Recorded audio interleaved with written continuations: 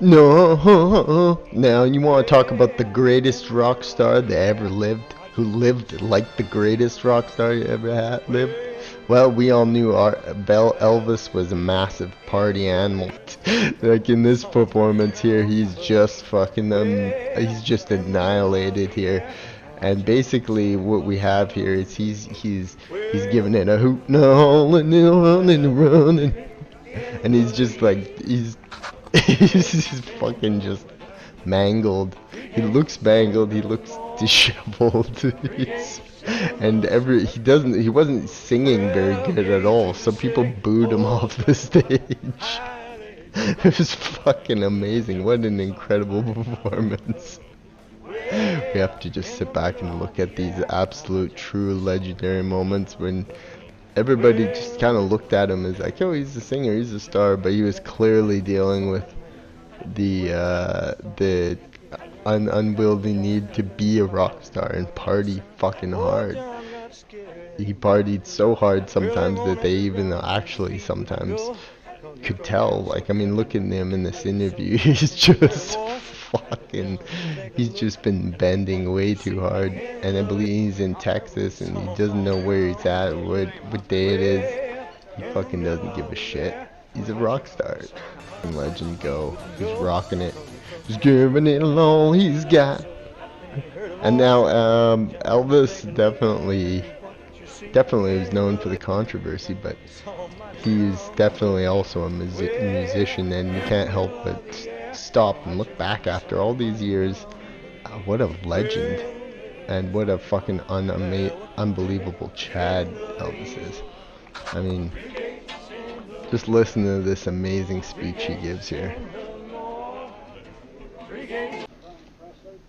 Now, if that wasn't a fucking legend of a speech, I don't know what was. Here he's saying that he stayed up all night, did what he could, and just got fucking wrecked. And that's, I guess, an awesome way to look at life. Is he just had fun. He didn't give a fuck. He did what he wanted.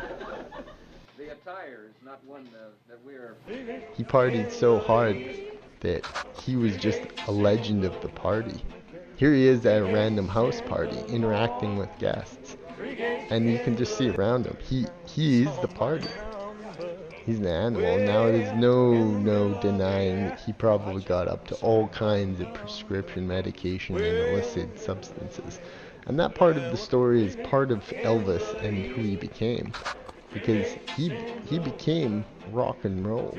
He became the legend, the king, the one person who set the standard for all other people and how hard to party for years and years to come. He just got fucked, and he was so happy about it. He was just so legendary. To see him in his prime and to know what he got up to would have been a fucking unbelievable sight into someone's life. Someone who had just gone to the edge, gotten everything he ever wanted in life, and just had fun doing it.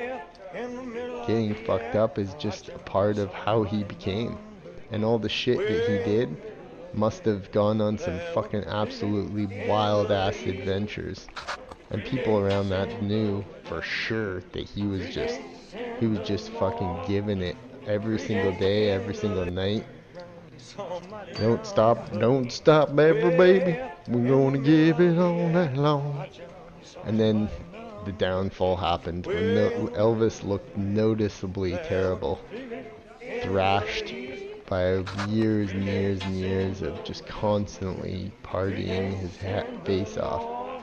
Elvis then became what we like to call outer Elvis, or Uber Elvis. Uber Elvis's face had puffed up from all the craziness that he had in his life. He now barely able to stand, barely able to talk, a shell of his former self. His karate training had served him so well in the past. Now he's depleted. He was actually like a pretty epic action star. And I would have died to see some fucking hilarious ass Elvis shit back in the day. Because I bet you the craziness he got up to when he was just schwacked was fucking legendary. Look at him kicking some guy in the balls there. Well, there you have it. I'd like to take a look at Elvis. He fucking partied hard. Rest in peace, the king. You fucking gave her. You gave her so fucking hard. It shattered an entire generation. You partied your fucking face off and got it on with so many hot women, they'd probably broke some kind of record, and we'll never know, but we'll always have assumed. Good night, King. At ease.